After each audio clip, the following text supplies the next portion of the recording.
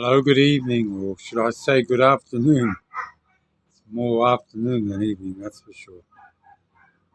Slip of the tongue. I spent this morning sorting out a few things, bringing washing in, folding stuff up, organizing a few things.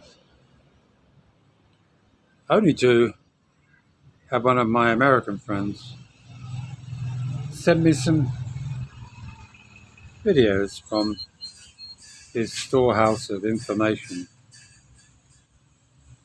It's, in a way, it's challenging having somebody from the West who you can talk to on a adult level.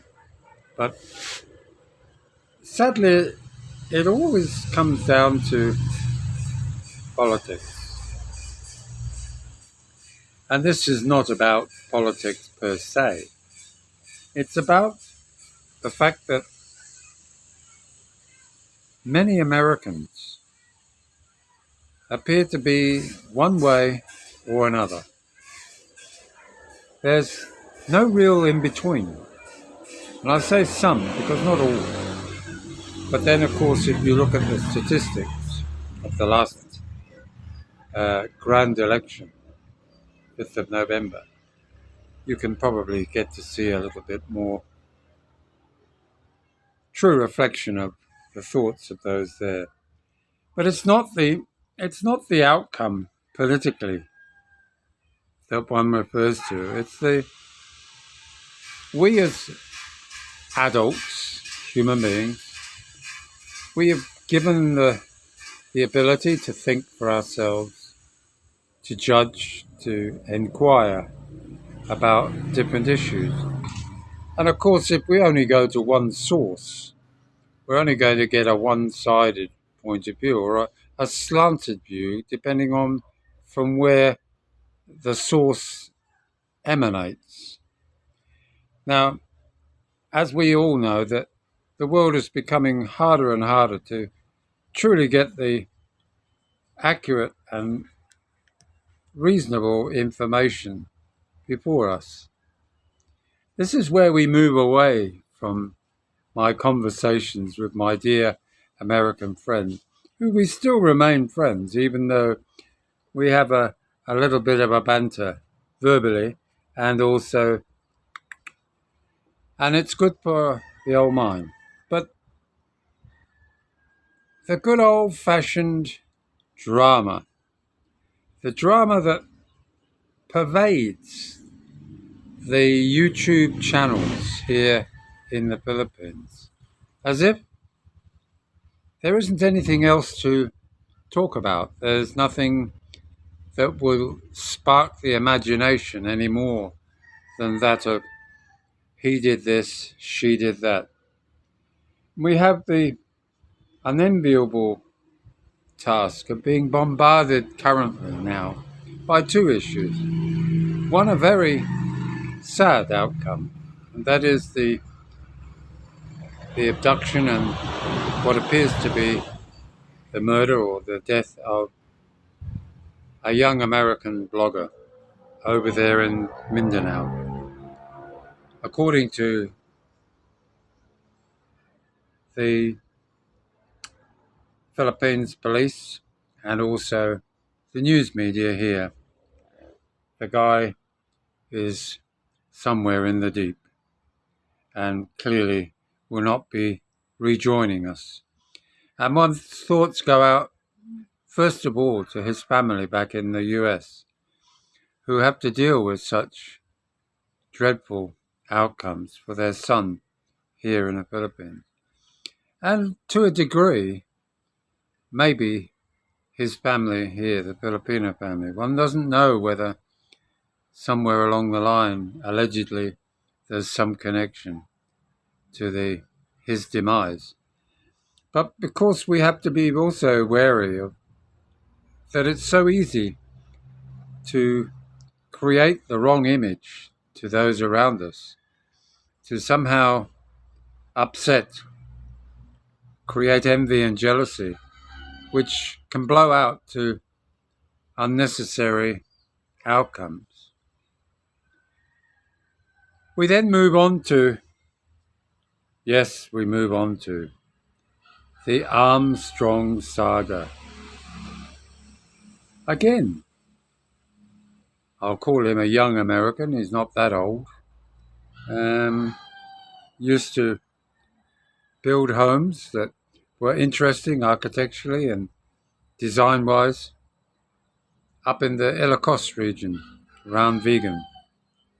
And sadly, his relationship of, I believe, about 3 or 5 years has completely gone south, that's for sure. He was one of a few of foreigners who got married online, and he's currently residing in the US. That's Richard. And we'll call him his ex-wife, because I believe he's in the process of getting a divorce sorted. But his wife, Donna, has her own channel too, Mama Bay or something like that. And of course, to provide himself, Richard, with a forum to vent his anger, his frustration, his annoyance at things being said that clearly are maybe stretching the truth, which we all know happens when push comes to shove anywhere in the world. Things get said about people that aren't true or have half-truths attached to them. But to now prepare for another onslaught of more and more, he said this, she said that, again, coming from America now, because of the security of knowing that it can be said without hindrance to himself, as advised by his alleged attorney.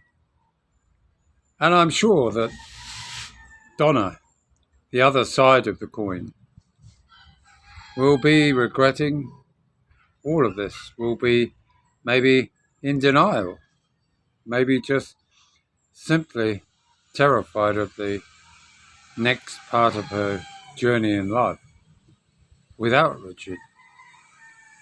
But this is a thing to remember, is that nobody can do anything in this country without a Filipina being involved financially, be it building a house, be it maybe even owning a car.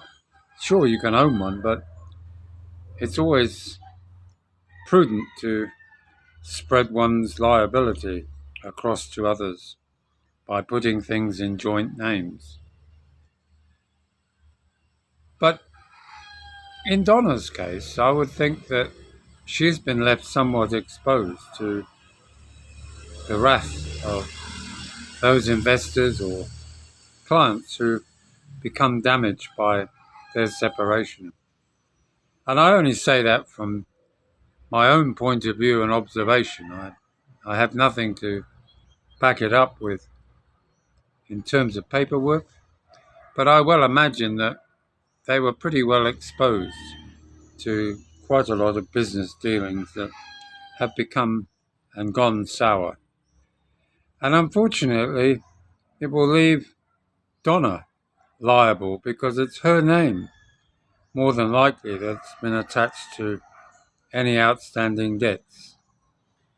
So that will make it doubly hard for her to not only save face amongst her Filipino colleagues and friends, but also from the point of view of her ongoing ability to borrow money in the future, will make it a little bit harder, that much harder. So one has to remember that if we do go into partnership, or we set up some form of money-making venture with our Filipina, that we, out of fairness, we set up systems that will protect her from the likelihood or the unlikelihood of things going south. It's not a reflection on Richard per se.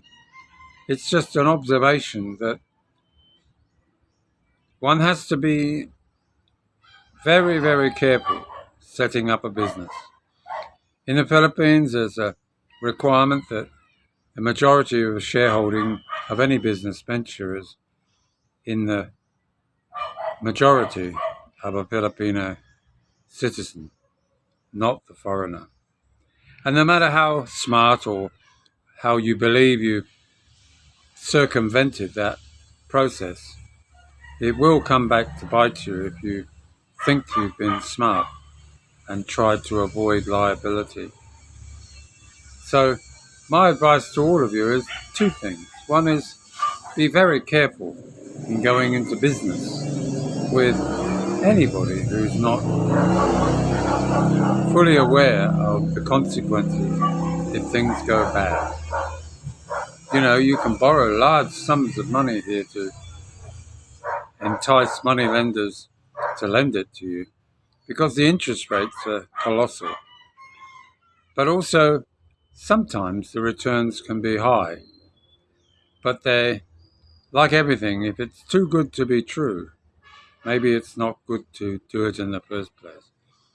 I think maybe what happened between the two of them is that their success in building was rolling over without realizing that you have to finish each project as you go.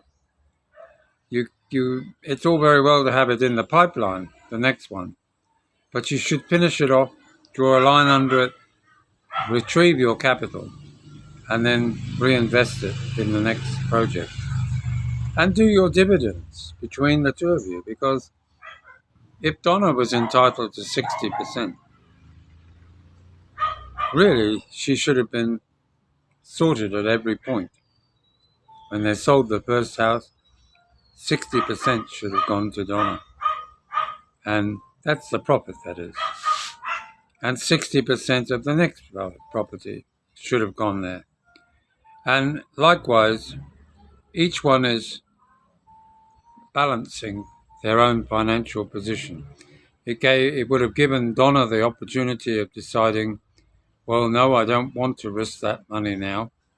I think you have to try and find somebody else to invest who can add to your capital without it affecting the family.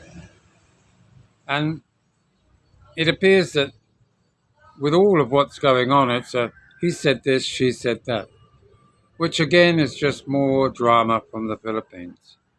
And no doubt it's been picked up by Philippine antics. Of course, they're the knowledgeable things.